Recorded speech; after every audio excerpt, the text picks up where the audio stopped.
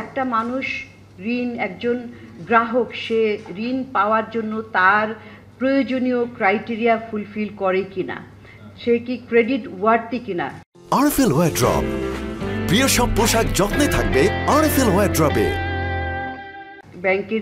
ব্যাংকের ল্যাঙ্গুয়েজে বলা হয় ক্রেডিট ওয়ার্থিনেস, সেটা কি বিবেচনা করা হচ্ছে, নাকি তার যে কানেকশন, তার যোগসূত্র রাজনৈতিক পাওয়ারের সাথে, সেটাই কি আমরা দেখতে পেয়েছি যে সেটাই কিন্তু আসলে মূল প্রতিপাদ্য বিষয়, মূল ক্রাইটেরিয়া হয়ে দাঁড়িয়েছিল, যে তার রাজনৈতিক যোগসূত্রটা কেমন, কত শক্তিশালী, সেটাই তার ক্রেডিট ওয়ার্থ, তার ব্যবসা কেমন, ব্যবসা চলার সম্ভাবনা কেমন, তার অতীত ট্র্যাক রেকর্ড কেমন, ঋণ নেওয়ার ইত্যাদি ক্ষেত্রে। সেজন্য সেই ক্ষেত্রে আমরা বলছি আবারও যে ঋণ দেওয়ার জন্য আমাদের তো নীতিমালা রয়েছে, কেন্দ্রীয় ব্যাংকের যে guidelines on internal credit risk rating system for banks, এইটা পুঙ্খানুপুঙ্খভাবে পালন করা প্রয়োজন।